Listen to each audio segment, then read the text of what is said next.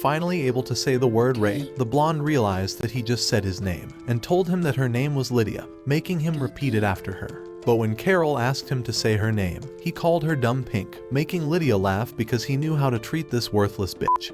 But they both saw him smiling for the first time since he came here. Even so, Lydia knew their time was going to end soon, since the generals wouldn't allow a child to live among soldiers. But when Carol found out, she began screaming that she could feed Ray and even take him on walks. However, when they asked Lydia what she wanted to do with him, she saw Ray was eavesdropping on them, so she asked him to decide his own future instead. In that moment, he held onto Lydia's hand, telling her that he wanted to stay by her side. Hearing those words, Lydia took him on as her apprentice, transferring her Ice Blade sorcerer divinity onto him. For the next 6 years, the military would exploit his broken powers to level entire fields, and Howard began training him to become the coldest super soldier in the world. He became a father to Ray, and even swore that he would sacrifice his life for him. But during the final battle in the war, Howard was shot before his eyes, and the trauma of seeing his father dying again began breaking his mind.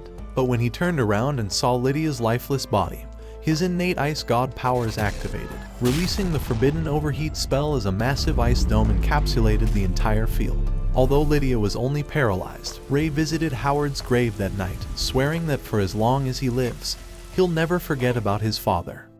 10 years later, on his first day of attending Arnold Academy, some useless bitch with massive tits was saved from falling by Ray, and he apologized because it was his first day here. But when they realized he was supposed to be the new ordinary transfer student, she screamed in disgust as she passed out from touching him. Just then, a guy who looked like he was fighting an addiction nearly punched Ray's face for being an ordinary.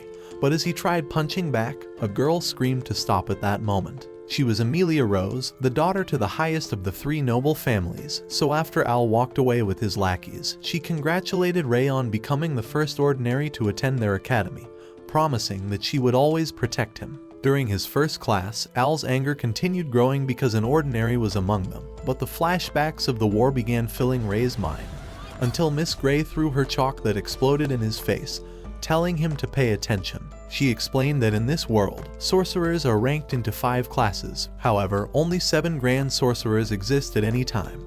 But the strongest among them, the hero of the Elemental War and the Ice Blade sorcerer, had vanished after defeating the entire eastern continent. As she kept speaking, Al wondered why a disgusting ordinary was among them when they were striving to become grand sorcerers. But although all of them agreed, Miss Gray screamed that only those who passed the exam were allowed to attend, regardless of their nobility status. For their first exercise, Gray revealed that there were 4 different categories of matter, and went on to process the code of the world's data until she manifested a bouquet of crystal roses. These were the fundamentals of magic, but after erasing it away, a girl wondered if she used anti-material code.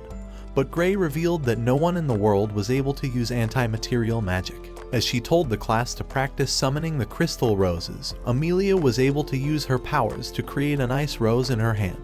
However, Ray was only able to summon a small ice cube that was as worthless as his face, making Al swear that he'll bring an end to his worthless life. Once class was over, Ray followed the ugly chick into the library, telling her that he was also interested in Lydia's anti-material theories, and apologized for not introducing himself first. So after introducing herself back as Alyssa, she revealed that she had idolized Lydia throughout her life.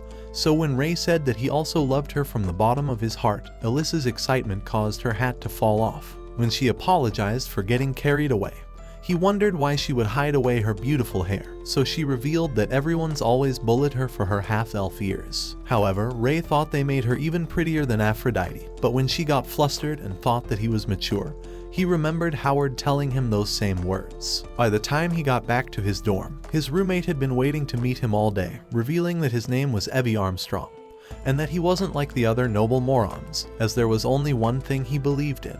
As they shook hands, the power of their grip made both of them realize they were the same, so they threw off their clothes to show off their Giga Chad bulk, glad to become muscle bros. The following morning, Ray was on his 30-mile run when the wind from his jog nearly picked up a girl's skirt, so he ran back and apologized for not running faster. However, she thought it was incredible that he was able to run this fast in the morning, and introduced herself as Rebecca Bradley. While walking to school, Evie revealed that Rebecca was the daughter of the second highest royal family, but told him to be careful around her and Amelia. On his way to meet the principal of the school, another useless bitch ran into him, but this time she was flatter than a surfboard, so Ray apologized that she had nothing to cushion her collision. What did he say? However, he wanted to introduce something more important to her and invited her to play the sponsor of today's video, Blue Protocol Star Resonance, one of the greatest anime-inspired MMORPGs ever made.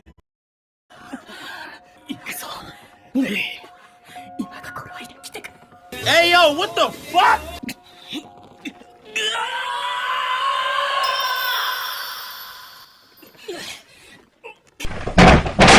After deep-throating each other's protein shakes, Ray revealed that he wanted to join 2 different clubs.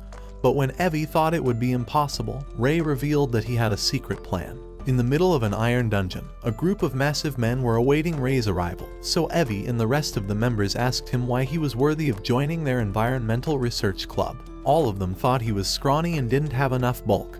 But when the leader commanded him to take his clothes off, Ray showed his ripped body and expanded to show the real extent of his bulk. One of them thought he was so huge he had to pay property taxes on those abs, so Ray revealed that he's trained in the Backwood Forests, showing off his gold hunter license, proving that he's one of the most powerful bulkers alive. So the leader invited him to become part of their research club, and all the men started screaming because their club was literally a mental asylum. A few minutes later, Ray entered a room filled with useless chicks, and Rebecca was their leader. So he revealed that he was interested in joining their flower planting club, because even in the world's deadliest battlefields, he would be able to find a flower blooming. However, the ugliest bitch among them thought that Ray was only joining to seduce Rebecca, so seeing how everyone was skeptical about him also being an ordinary, she decided to let Dina be the one to evaluate his worthiness. On top of their roof, she revealed that his test was to clean this entire space within a week, and wished him luck, but he thought that her ugly face needed the luck. During his first day, he began digging the weeds to clear the field, but Dina continued spying on him. Now that all the weeds were removed, Ray began mending the ground, and Evie wished he was the hoe getting plowed by Ray, but Alyssa wished he would plant his seed inside of her fertile soil. On the 3rd day, he began laying the cement in canals to create walls for the different types of flowers. All of the hard work was now done, but Rebecca came and gave him a strawberry cream pie, telling him that she negotiated with the school to have them, since she was the student council president. Hearing those words, Ray thought that she was amazing, but she couldn't stop staring at his massive arms, and asked him if she could touch them. So when he allowed her to grab them, she was amazed because it was the biggest and hardest man part she's ever held. As he told her that he trained in the Backwood Forests, Amelia stared at them. On the 4th day, Ray had finished the garden, so Dina reluctantly said that he passed, and Rebecca welcomed him to their club. The following day at class, Professor Gray revealed that they would be having their practical exercise in the Kafka Forest, and that they needed to form parties of 4 before then. However, Rose was worried that Ray would be alone, but as he remembered Abby's words telling him that a spy had infiltrated their school, he wondered what he should do. Just then, Evie asked to join his party, but when Ray said that he wasn't good with sorcery, Evie thought it was fine because his body would make any wand explode. As he looked around for who else would join their group, he came up to Alyssa and asked her to be with them. But when she thought she was as useless as a toaster, Ray said that she was the toaster he needed, because he wanted to take a bath with her.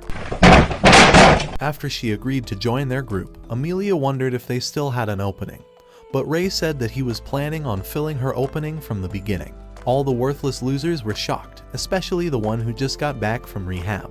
Inside the forest, the teacher explained that they needed to reach the center of the forest within 24 hours.